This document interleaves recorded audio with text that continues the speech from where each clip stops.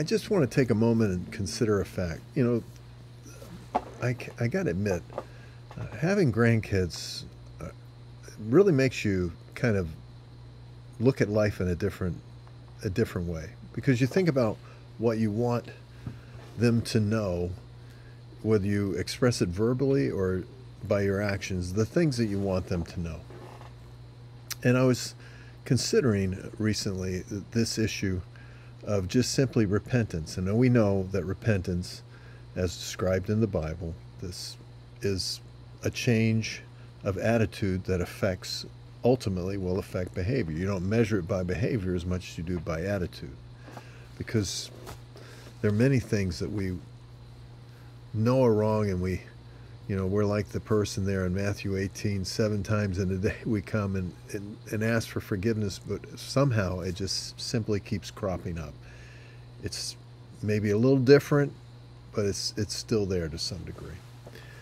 So we're not like those people that are just going to fixate on behavior, and we define how a person's life is to be, and we become the judge of all things. That's not what I'm talking about.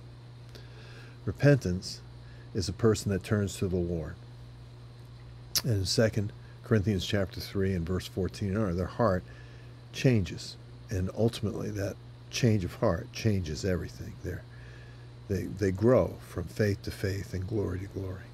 Now, with that said, what do we want our kids and grandkids and loved ones around us to know? Well, number one, that we're human, that we make mistakes.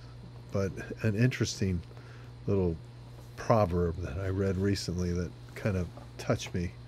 It says that he that falls into the dirt, the longer he stays there, the fouler he gets.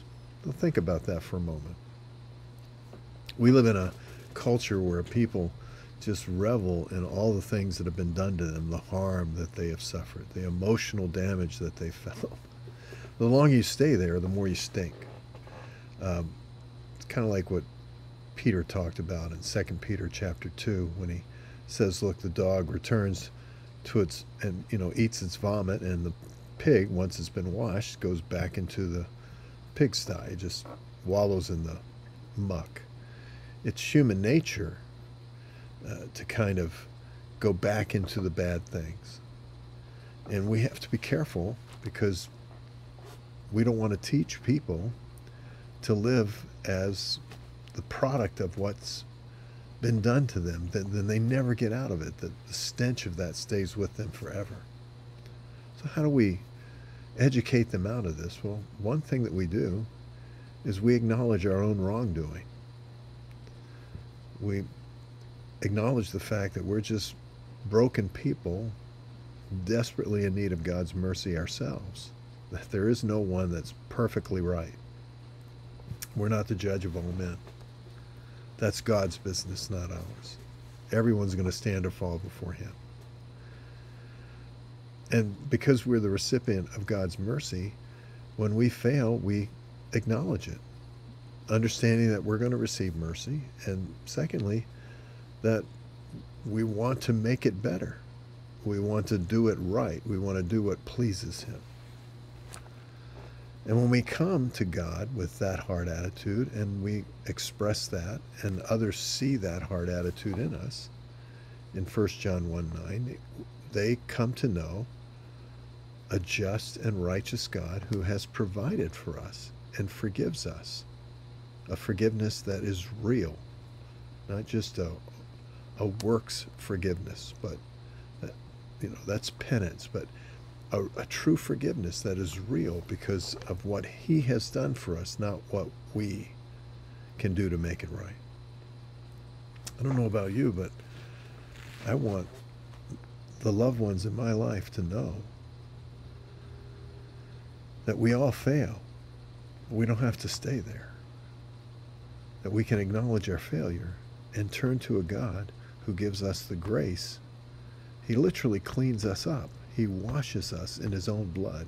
He cleans us up, and he purges the guilt that would so readily manipulate us and the dead works to try and make it right in Hebrews 9:14. He purges us of all of that so that we can live with a clear conscience. Not saying we haven't done wrong, but understanding that we've been forgiven, which, by the way, makes it all the easier for us to forgive another as we've been forgiven in Ephesians 4:32. Isn't that what you want your loved ones to know about you? I hope so. Can't pass on a lot, but let's pass on the greatest gift that we've ever received, and that's the gift of God's forgiveness and the acknowledgement that it's there for us when we fail. True repentance. Isn't it the kindness, the goodness, and the kindness of God in Romans 2:4 that leads us to repentance? There has to be something good about it. It can't just be, I'm going to get it if I don't. There has to be something good about it. It's His forgiveness. It's His blood that was shed. It's His mercy seat. It's His Son on the right hand making intercession. That's what makes it good. Let's show Him that. Till next time, friends, God bless you.